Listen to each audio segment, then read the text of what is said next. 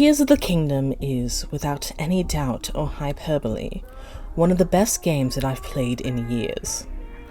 Aonuma and the rest of the Zelda development team have managed to look at all the steps and all the strides that they took with Breath of the Wild and successfully expand upon them to create not only the first direct sequel Zelda game we've gotten in ages, but a game that states, "I know what I am capable of. Now let me go beyond that." However, even being a Zelda fan for as long as I have been, I can't sit here and say that I enjoyed every single element and every single decision behind this game 100%. Of course not. What I will say though, is that the balance of like to dislike is minuscule. Like 98.9 to 1.1. So here's what I'm going to do. I'm just going to talk about my stream of consciousness while playing this game. There will be shitposts, there will be genuine comments, and there will be... we'll get there. It also needs to be said that I am still nowhere near beating the game yet. I've done the 4 main temples, I've completed the surface map, I found all of the dragon's tears, and a metric fuck ton of side quests and shrines. But there's still tons that I haven't touched on yet. I mean, for fuck's sake, I haven't even fought any Gloomhands. Note, I have not fought them, but I have encountered them. Or found any Lionels yet. But you can tally that to my wanting to take my time and savor the experience with this game. Also, it shouldn't need to be said, but I will reiterate, this video will be going into spoiler territory. If you are not ready for that, even though I might not be using specific gameplay to focus on what I'm talking about, please scroll past or exit out of this. Okay? Are we good? Alright, so here we go.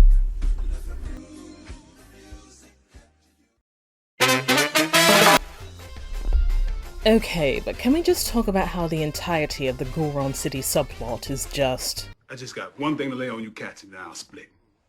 That I am declaring war on anybody who sells drugs in our community. But Black Dynamite, I sell drugs to the community. Did I fuck off to the Great Plateau and take a 5-year nap in the Shrine of Resurrection? How do none of these assholes know who I am? Oh, gag me up and call me Lucille. You know what Zelda needed? More wells! Aonuma really said, I'm going to give the monster fuckers what they want, but also tear out their hearts and spit on them. Thrice! So, we're all in agreement that the rotation of whatever planet this is has just been fucked to shit, right? How are we getting this many blood moons? I love all of my children equally. Are they gone? Riju and Sidon can go jump. The fuck do you mean the frostbite armor doesn't offer cold resistance? Sashay away and get the fuck on out of here! I'm not going to say that the Koroks deserve all of the abuse that they've been getting online. But... why is catching bugs and berries so hard? Fuck!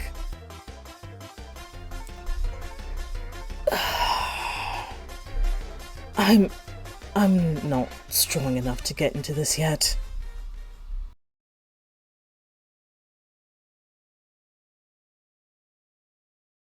The overall feel of Hyrule is more substantial this time around. Yes, it's more or less the same Hyrule as Breath of the Wild, but the fact that you see more people traveling, working, living their lives, even in the face of a conflict, just makes the setting more alive. Compared to Breath of the Wild, where there are still some people milling about, but it felt mostly centered to a few villages and stables. Ultra Hand and Fuse are amazing, and can I just say to the people who were like, everyone needs to apologize to Banjo-Kazooie Nuts and Bolts right now? 1, shut the fuck up, no we don't. And 2, Tears of the Kingdom didn't advertise a return to form sequel and then give us Lego Kart Simulator.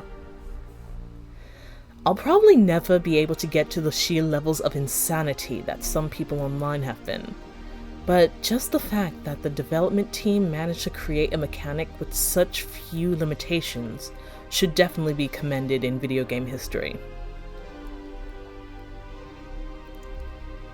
Even though I predicted that a core element of the game's story would be time travel, I find that they handled it wonderfully. From the recall ability, Stasis will forever clear this though, I'm sorry, to seeing the Hyrule of the past, characters like Rauru and Sonia, it all just gives me the reassurance that if, and let's be honest, when, we get another Hyrule Warriors game and they have to rely on alternate universe timelines again, we would be in decent hands. The music is absolutely stunning. I especially love how, in the temples, every time you meet an objective, more of the instruments come in until you're getting the full piece. Pose are back! And I love how they're done here. You're not having to wait for them to spawn in specific areas to try and fight them. You don't have to have bottles on hand to collect them. Just, yeah, a bunch of people probably died here. If you pick them up and go to the right statue, you can trade them in for stuff and have the peace of mind that they're going to a better place! Boss fights are here and they have so much more scope and gravitas than the blights from Breath of the Wild. I think out of the 4 I've faced, we're not counting Taluses or Constructs, only one of them felt questionable. Nintendo will do everything outside of just making a sequel to Mario Sunshine, SMH. Oddly enough, I liked hunting more in Tears of the Kingdom than I did in Breath of the Wild. The mechanics haven't really changed, but I don't know, it felt cleaner this time. Though, fuck me sideways, I kind of hated having to kill all these wolves because I'm just trying to mind my own business and they won't let me be! I like the characters we interact with. In particular, I found the parts of the game where you have to actually find the temples with Tulin and Yunobo really immersive and enjoyable. Really fucking wish this formula was reflected with the last 2! I love the idea of the Sage avatars. There have been numerous times where, during boss fights, I'll be expecting a hit just to see that Sidon or Yunobo's avatars are holding off the attack. Side quests felt more manageable this time around. I never really lost track of any objectives, and it's easy to go, oh, I'm doing one side quest, but I found the objective for another, hold on, without feeling trapped one way or the other. Even though, again, I haven't fought any Lionels or Gloomhands, I will say that fighting enemies is an enjoyable challenge this time around. Well, except when you're in the depths. Then it's still fun, but also anxiety-inducing!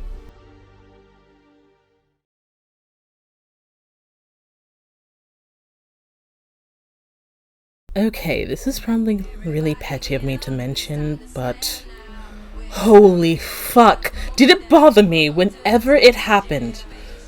The original Sages. Why in the audio mixing fuck did it sound like every one of them recorded their lines onto a goddamn Wiimote?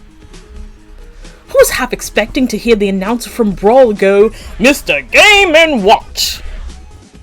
On to more legitimate issues though. Banbury Cross, do I miss Sheikah bombs! I know that having them and being able to naturally harvest bomb flowers would have been overkill, but the thing is, I don't like caves, and I don't like the depths. Now, someone might ask, how could you dislike one of the biggest core innovations for this game? Let me elaborate. I don't dislike caves or the depths for the gameplay reasons. I think that, along with the sky, these do wonders for expanding the field of scope for players and for the overall atmosphere of Hyrule. It's more personal. See, I have a very, very strong hatred anxiety felt, whatever you want to call it, of artificial darkness. Natural darkness, like going for an evening walk in your neighborhood or dancing in the woods or a field at midnight, that shit is amazing. However, I have never been comfortable being in a house during a blackout, being in any man-made structure without light, or, more appropriate here, being plummeted into an area literally manufactured to be scary due to artificial levels of darkness. Caves are naturally imposing. The depths would be naturally imposing. But the overwhelming level of make it darker, make it unnerving, just makes me dread going down there. This also ties into one of the main reasons I despise the Lightning Temple. I'll let you guys in on a secret. Wind Waker fucking ruined me for underground temples due to the artificial darkness aspect and that game's version of Redeads. So when you have a temple that combines artificial darkness with its own spooky enemy, I was straight up not having a good time. As much as I liked doing side quests this time around, the rewards for them were either lackluster, they sucked, or were just non-existent. Why this? Thank God for Addison, because even though putting up signs over and over was annoying in some regards, he really was 75% of my rupee income until I started doing the newspaper side quests.